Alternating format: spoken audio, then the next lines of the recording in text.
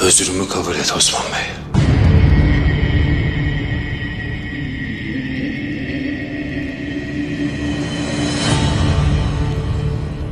Af dilemek cesurların işidir. Ama affetmek güçlülerin.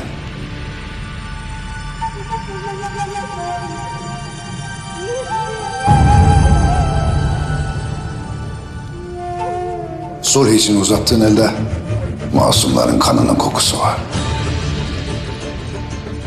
Her savaşçının eli kanlıdır. Öldürdüklerimin hiçbiri masum değildi. Umarım bir daha düşman olarak karşılaşmayız. Bunu kendi can sağlığın için diyorsun.